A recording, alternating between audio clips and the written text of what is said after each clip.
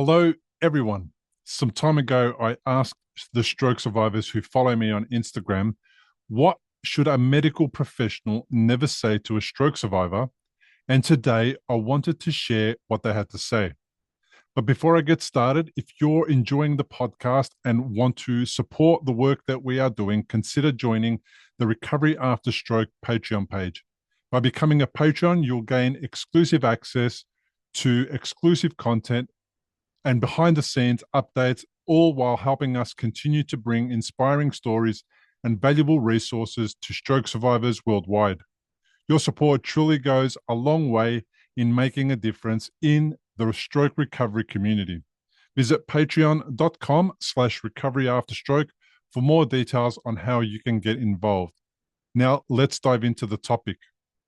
If you've ever been through the journey of stroke recovery or supported someone who has, you'll know that one of the most difficult parts of the process is hearing limiting or discouraging comments from medical professionals. Stroke survivors have shared their stories, revealing the harmful things medical professionals should never say during such a critical time. Today, I want to highlight some of those comments and explain why they should never be said to a stroke survivor. One of the most frustrating phrases stroke survivors hear is about timelines.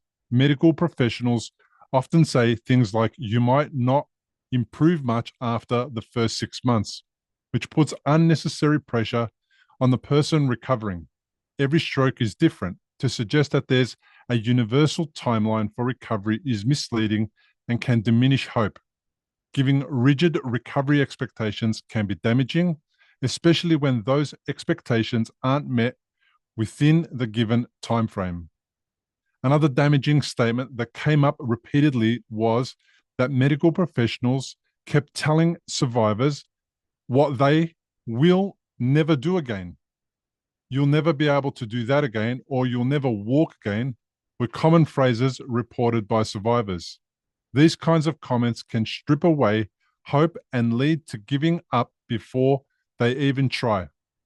The truth is, many people defy these expectations. Stroke survivors shouldn't be told what they can't do. They should be encouraged to push their limits with support from those around them. Another harmful comment that came up was the assumption that because somebody looks fine on the outside, they are fully recovered. You look great. Seems like a compliment, but for a stroke survivor dealing with invisible disabilities, it's anything but. It's important for medical professionals to understand that recovery isn't just about appearances. It's about what's happening on the inside too. Then there's the issue of medical professionals undermining the severity of a stroke. It was just a little stroke, is something many stroke survivors hear. This trivializes the life-changing effects a stroke can have, regardless of its size. Stroke survivors face monumental challenges no matter how little their stroke might have been. These kinds of comments can leave survivors and their families feeling abandoned and hopeless at a time when they most need support. Perhaps one of the most heartbreaking experiences came from a stroke survivor who was told that they had just a 1 to 2% chance of regaining function in their left arm and hand after a hemorrhagic stroke. Yet they defied the odds and regained some function, even walking again. This highlights how important it is for medical professionals to avoid giving definitive outcomes based solely on statistics. Every stroke survivor is different, and every recovery is often unpredictable. You're too young to have a stroke is another common phrase. This statement dismisses the reality that strokes can happen at any age. It's especially frustrating for young survivors who are already dealing with the shock of having such a life-altering event at a time when society expects them to be in their prime.